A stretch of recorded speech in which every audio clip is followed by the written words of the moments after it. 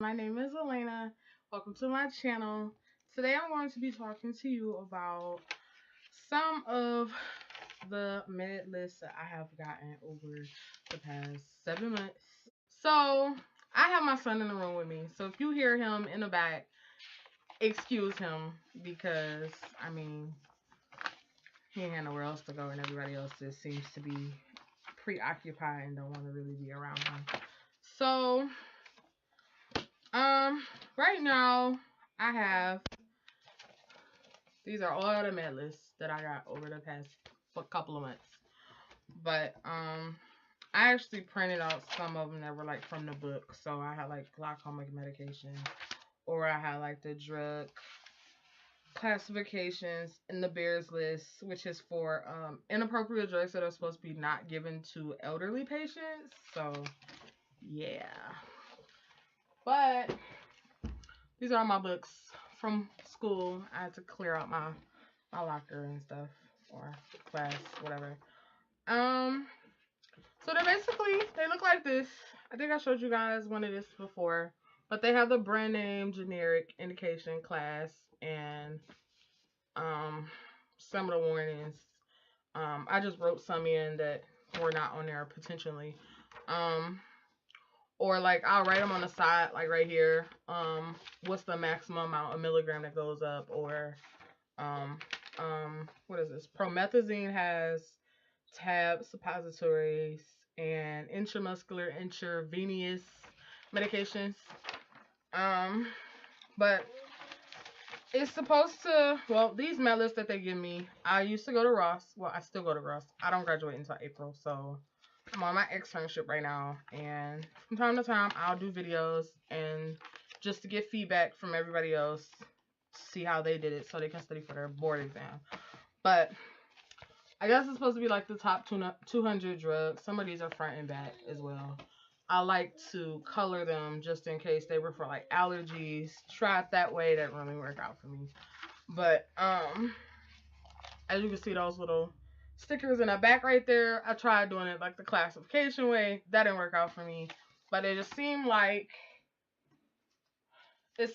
the flashcards with the what did I put? I put the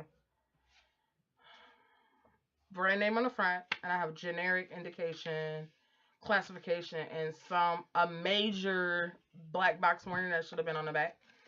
So so I felt like this way worked better for me. I also did like online ordeal, so I used to use Quizlet, or I use Anki, which was like a downloadable desktop ordeal, or I use Kahoot, which was actually pretty kind of fun for me. I was just like really typing out the questions because I already knew them, so it was just like, why this? So I didn't really do that one too much. Or how my teacher used to do it, she used to have us do bingo sheets, and then we'd do it like that. But I didn't really like doing that either because it was just kind of boring. But Quizlet has like some good little tips that you could do. Like I know I like the little test that they do. It actually kind of goes through it, and I like the matching that they do. I don't like the gravity. I hate that one. I freaking hate that one. I hate that one to death. But finding or doing your own little prescription sheets kind of helped me out for I just had like my mom or my grandma write them out and just have them say, oh well, I want lorazepam for such and such amount of days. I had to type it up and print it out and basically do a prescription. I had like 2 or 3 prescription bottles that I could use, and I had a whole bunch of beans. Basically what we used in class: 2 counts, count by 5s, so on and so forth, which was pretty good for me. Another thing I like to do is, if it's something similar to the drug, like these, like Zestril, and Prinavril, it was lisinopril. So I had Acupril, Latensin, and Monopril was on the side right here because those are all used in the same area, which was what was it? High blood pressure. So they're all ACE inhibitors, and all ACE inhibitors and Pril. So then you have like Lantus, which is insulin glargulin. But I also put like how much is in a 10 ml vial. So you got 1,000 units in a 10 ml vial of Lantus. So how much would be, good for in a one day, or how much do you need in one day and stuff like that. Anyway, beta cells are for insulin, and alpha or glucagon. I don't really have too many notes on that. I just know one of my teachers just told me to remember that, and I was just like, oh, let me write this down. The antidote for heparin is protamine. Always remember that, because that seems to be on the PTC practice exams that we do on Elsevier. You can really just make your own Elsevier account. I'll link that down in the description box below. But you can make your own account, and then you can do that for free, because it's not nothing that you have to pay for or anything.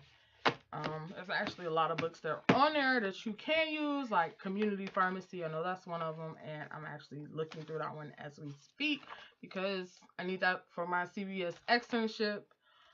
So I looked through that one. There is a lot of drugs that are going to be on there, mainly by classification. I know Coumadin is on there, and that's basically warfarin. It's just a blood thinner. A lot of people used to think that like Coumadin was the brand name or warfarin was the brand name. It was just like, no, warfarin is the brand name.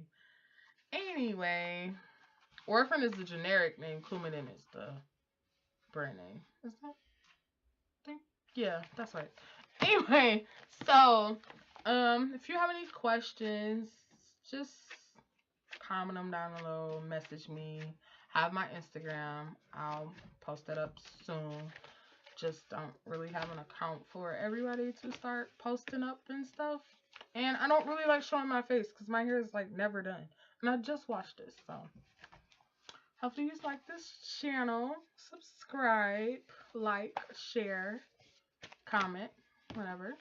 And I'll talk to you guys later.